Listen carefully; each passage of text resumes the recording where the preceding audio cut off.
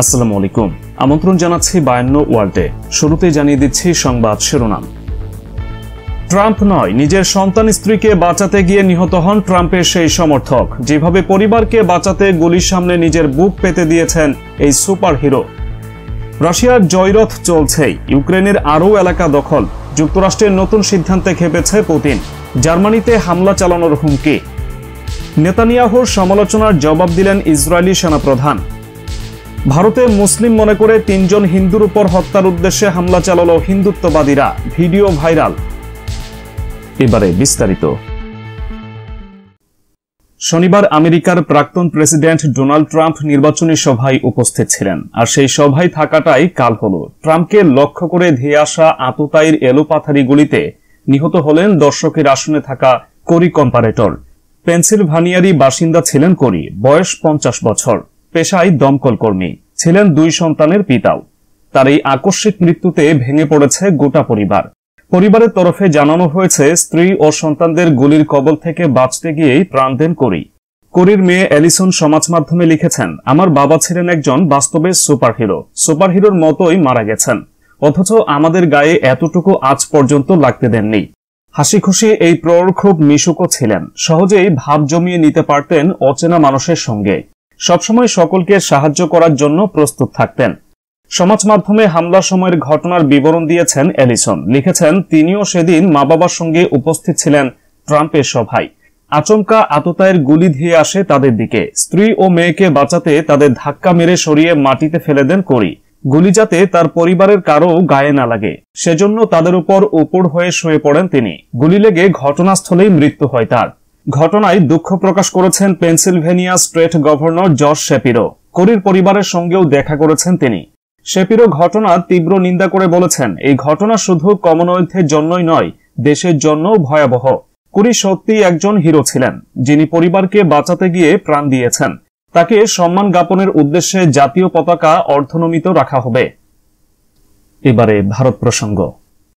ভারতের উত্তরপ্রদেশে মুসলিম মনে করে 3 জন হিন্দু সাধুকে মারাত্মকভাবে জখম করেছে উগ্র হিন্দুত্ববাদীরা।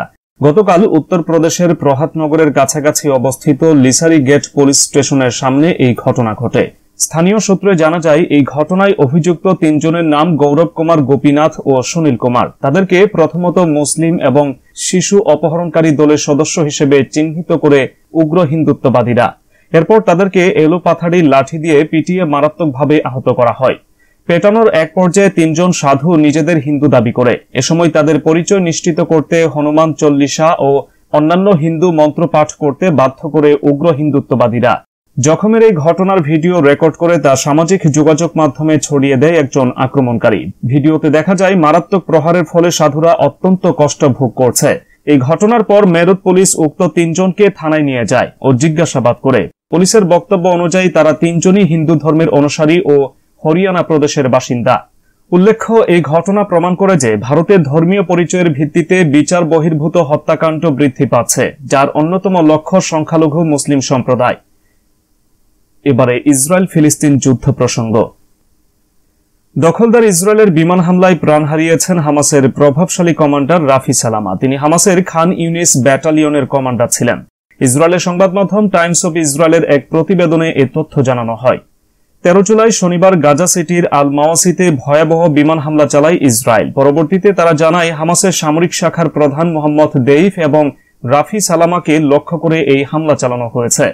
ধারণা করা হচ্ছে মোহাম্মদ দেইফ হামলা থেকে বেঁচে গেছেন, তবে ভয়াবহ এই হামলায় রাফি সালামা সহ অন্তত 90 ফিলিস্তিনি নিহত হয়েছেন। গাজার স্বাস্থ্য মন্ত্রণালয় এটিকে গণহত্যা হিসেবে অভিহিত করেছে। অবশ্য হামাস এখন পর্যন্ত রাফি সালামার মৃত্যুর বিষয়টি নিশ্চিত করেনি। রবিবার ইসরায়েলের গোয়েন্দা বাহিনী এক যৌথ বিবৃতিতে তার মৃত্যুর বিষয়টি জানিয়েছে। তবে মোহাম্মদ দেইফ যে বেঁচে গেছেন সেটি জানিয়েছে হামাস। তারা দাবি করেছে, হামলার সময় দেইফ সেখানে ছিলেন না। প্রধানমন্ত্রী বেনিয়ামিন নেতানিয়াহুর বক্তব্যের সমালোচনায় ইসরায়েলি সেনাপ্রধান লেফটেন্যান্ট জেনারেল হার্জি হেলেভি বলেন, ইসরায়েলি বাহিনী জানে রাজনৈতিক মহলের অনুমোদন করা কোন কোন চুক্তি কিভাবে রক্ষা করতে হয়, এমনকি যুদ্ধবিরতির পর আবার কিভাবে যুদ্ধের ময়দানে ফিরে আসতে হয়, কিভাবে তীব্রভাবে যুদ্ধ করতে হয় তাও জানে। সেনাপ্রধান বলেন, ইসরায়েলি বাহিনী হামাসের হাতে ইসরায়েলি জিম্মিদের মুক্ত না করা পর্যন্ত যুদ্ধ করা বন্ধ করবে না। আমাদের এই লক্ষ্য হাসিল না হওয়া পর্যন্ত হামাসের উপর আমাদের হামলা অব্যাহত রাখব। তিনি আরও বলেন, প্রধানমন্ত্রী নেতানিয়াহু 7 অক্টোবরের ব্যর্থতার দায়ে পদত্যাগ করার সিদ্ধান্ত নেবেন যুদ্ধের লক্ষ্য অর্জন করার পর।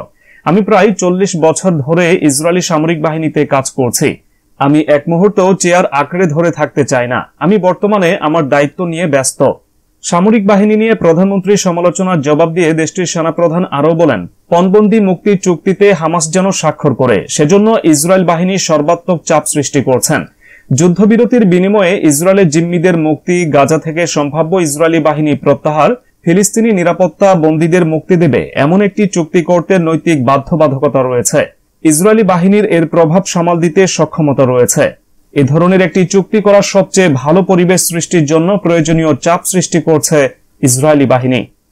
রোববার ইসরায়েলের পালমাচিম বিমান ঘাঁটিতে সংবাদ সম্মেলনে তিনি বলেন, ইসরায়েলি জিম্মিদের প্রত্যাবর্তনের চুক্তি হল তাদের জীবন রক্ষার ক্ষেত্রে জরুরি পদক্ষেপ। নেতানিয়াহু শনিবার রাতে সেনাবাহিনীর যে সমালোচনা করেছিলেন তার জবাবে এসব কথা বলেন ইসরায়েলি সেনাপ্রধান। ইসরায়েলের প্রধানমন্ত্রী বেনিয়ামিন নেতানিয়াহু সমালোচনা করে বলেন যে কয়েক মাসের মধ্যেও গাজার সঙ্গে জিম্মিদের নিয়ে চুক্তি কার্যকর না হওয়ার কারণ হল ইসরায়েল সামরিক বাহিনী জোরালো চাপ সৃষ্টি করতে পারেনি। এদিকে পরিস্থিতি পরিবর্তন হয়ে গিয়েছে যখন নেতানিয়াহু ইসরায়েল বাহিনীকে গাজার রাফায় হামলার জন্য জোর দেন। হামাসের সঙ্গে আলোচনাকে ক্ষতিগ্রস্ত করার জন্য নেতানিয়াহু সমালোচকদেরও সমালোচনা করেন। এবারে রাশিয়া প্রসঙ্গ। ইউক্রেনে রাশিয়ার জয়রথ চলছে। পূর্ব ইউরোপের এই দেশটির আরও এলাকা দখলে নিয়েছে রুশ সামরিক বাহিনী। অন্যদিকে একদিনে ইউক্রেনের 25টি ড্রোন ধ্বংস করেছে রাশিয়া। 15 জুলাই সোমবার পৃথক প্রতিবেদনে এই তথ্য জানিয়েছে বার্তা সংস্থা রয়টার্স ও এএফপি। রয়টার্স বলছে, রাশিয়ার সামরিক বাহিনী ইউক্রেনের পূর্বাঞ্চলীয় দোনেটস্ক অঞ্চলের উরোজাইন গ্রামের নিয়ন্ত্রণ নিয়েছে বলে রাশিয়ার প্রতিরক্ষা মন্ত্রণালয় রোববার জানিয়েছে। আর এই তথ্য নিশ্চিত হলে চলতি বছরের ফেব্রুয়ারিতে কৌশলগত শহর আফদিভকা দখল করার পর রুশ বাহিনীর ধারাবাহিক সাফল্যের মধ্যে এটি হবে সর্বশেষ সাফল্য। ইউক্রেনীয় ব্লগাররা বলেছেন, কিয়েভের বাহিনী রাশিয়ার দখলে থাকা শহর দোনেটস্কের দক্ষিণ পশ্চিমে গ্রামের নিয়ন্ত্রণ ছেড়ে দিয়েছে। অবশ্যই ইউক্রেনের সেনাবাহিনী জানিয়েছে ওই এলাকায় এখনও লড়াই চলছে। রাশিয়ার প্রতিরক্ষা মন্ত্রণালয় টেলিগ্রামে বলেছে, সফল কর্মকাণ্ডের ফলস্বরূপ পূর্বাঞ্চলীয় বাহিনী দোনেটস্ক অঞ্চলের উরোজাইন এলাকার নিয়ন্ত্রণ নিয়েছে এবং তারা সেখানে অপসারণ ও নিষ্ক্রিয়কারী অভিযান চালাচ্ছে। রয়টার্স অবশ্য স্বাধীনভাবে ইউক্রেনীয় বা রাশিয়ান রিপোর্ট নিশ্চিত করতে সক্ষম হয়নি বলে জানিয়েছে বার্তা সংস্থাটি। এই গ্রামটি 2022 সালের ফেব্রুয়ারি শুরুতে রাশিয়ার নিয়ন্ত্রণে আসে, কিন্তু ইউক্রেন 2023 সালের জুলাইয়ে মোক্রি ইয়ালি নদীর কাছে বসতি পুনরায় দখলে নেয়। এর আগে রোববার সকালে এক প্রতিবেদনে ইউক্রেনের সশস্ত্র বাহিনীর জেনারেল স্টাফ বলেছেন, উরোজাইন এবং আশেপাশের অন্যান্য এলাকায় 18টি হামলা চালিয়েছে রাশিয়া। অবশ্য একই দিন শেষ বিকেলের প্রতিবেদনে ওই গ্রামের কথা উল্লেখ করা হয়নি। পরে ডিপ স্টেট নামে জনপ্রিয় একটি ইউক্রেনীয় সামরিক ব্লগ রোববার উরোজাইনের পতনের খবর জানায়। তারা বলেছিল, রাশিয়ান বাহিনী গ্রামের দক্ষিণে ব্যাপক আক্রমণ চালিয়েছে। এই ক্ষতিটিকে প্রতিরক্ষা বিপর্যয় হিসেবে বর্ণনা করে এর পেছনের কারণ তদন্ত করতে হবে বলে উল্লেখ করেছে তারা। এদিকে ইউক্রেনের 25টি ড্রোন ধ্বংস করেছে রাশিয়া। মস্কোর প্রতিরক্ষা মন্ত্রণালয় সোমবার জানিয়েছে, রাশিয়ার দেশের পশ্চিমে এবং ক্রিমিয়ায় রাতারাতি 22টি ইউক্রেনীয় ড্রোন ভূপাতিত করেছে। রুশ এই মন্ত্রণালয় এক টেলিগ্রাম পোস্টে বলেছে, গতরাতে ডিউটিতে থাকা এয়ার ডিফেন্স সিস্টেম 22টি ইউএভি ধ্বংস করেছে। এর মধ্যে 15টি ড্রোন রাশিয়ার সীমান্ত অঞ্চল ব্রায়ান্স্কে, 6টি ক্রিমিয়ার উপর এবং একটি লিপেটস্কের উপর ধ্বংস করা হয়। পৃথকভাবে কোর্স্কের গভর্নর জানিয়েছেন, সেখানে আরও 3টি ইউক্রেনীয় ড্রোন ভূপাতিত করা হয়েছে। এদিকে জার্মানিতে মার্কিন ক্ষেপণাস্ত্র মোতায়েন করা হলে ইউরোপের বিভিন্ন দেশের রাজধানীগুলোকে রুশ ক্ষেপণাস্ত্রের লক্ষ্যবস্তুতে পরিণত করার হুঁশিয়ারি উচ্চারণ করেছে রাশিয়া। গত শনিবার এই হুঁশিয়ারি দিয়েছেন রুশ প্রেসিডেন্টের দপ্তর ক্রেমলিনের মুখপাত্র দিমিত্রি পেসকভ। সম্প্রতি ন্যাটো সম্মেলনে জার্মানিতে টোমাহক ক্ষেপণাস্ত্র সহ দূরপাল্লার অস্ত্র মোতায়েনের কথা জানিয়েছিল যুক্তরাষ্ট্র। ওই ঘোষণার প্রতিক্রিয়ায় মস্কোর তরফ থেকে এমন বক্তব্য এলো। রাশিয়ার রাষ্ট্রীয় টেলিভিশন চ্যানেল রাশিয়া ওয়ানকে দেওয়া এক সাক্ষাৎকারে দিমিত্রি পেসকভ একটি প্যারাডক্সের কথা উল্লেখ করেন। তিনি বলেন, যেখানে ইউরোপ নিজেই আমাদের ক্ষেপণাস্ত্রের লক্ষ্যবস্তু, সেখানে আমাদের দেশ ইউরোপে মার্কিন ক্ষেপণাস্ত্রের লক্ষ্যবস্তু হবে। তিনি বলেন, এই ক্ষেপণাস্ত্রগুলো ধারণ করার যথেষ্ট ক্ষমতা আমাদের আছে, তবে ক্ষতিগ্রস্ত হবে ইউরোপীয় দেশগুলোর রাজধানী শহর। পেসকভ ইঙ্গিত দেন, এই ধরনের সংঘর্ষ পুরো ইউরোপকে দুর্বল করে দিতে পারে। তিনি বলেন, ইউরোপ ভঙ্গুর অবস্থার দিকে যাচ্ছে। ইউরোপ তার সেরা সময়টাতেই নেই। অন্যভাবে বলতে গেলে ইতিহাসের পুনরাবৃত্তি অনিবার্য। এর আগে গত বুধবার ন্যাটো সম্মেলনে যুক্তরাষ্ট্র জানায় 2026 সাল থেকে তারা জার্মানিতে টোমাহক ক্রুজ ক্ষেপণাস্ত্র সহ পর্যায়ক্রমে দূরপাল্লার অস্ত্র মোতায়েন করবে। মার্কিন প্রেসিডেন্টের দপ্তর হোয়াইট হাউস বলছে, এ ধরনের উন্নত সক্ষমতার প্রয়োগ ন্যাটোর প্রতি যুক্তরাষ্ট্রের প্রতিশ্রুতি এবং ইউরোপের সম্মিলিত প্রতিরোধে ওয়াশিংটনের অবদানকে স্পষ্ট করবে। হোয়াইট হাউসের ওই ঘোষণার সমালোচনা করেছে রাশিয়া। ওয়াশিংটনের বিরুদ্ধে নতুন একটি শীতল যুদ্ধের দিকে অগ্রসর হওয়ার এবং ইউক্রেন রাশিয়া সংঘাতে সরাসরি অংশ নেওয়ার অভিযোগ করেছে দেশটি।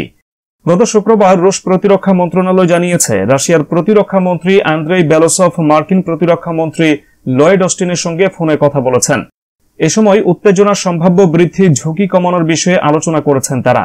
নিজ দেশে বিরোধীদের সমালোচনা সত্ত্বেও যুক্তরাষ্ট্রের এই সংক্রান্ত সিদ্ধান্তকে স্বাগত জানিয়েছেন জার্মানির চ্যান্সেলর ওলাফ শলজ।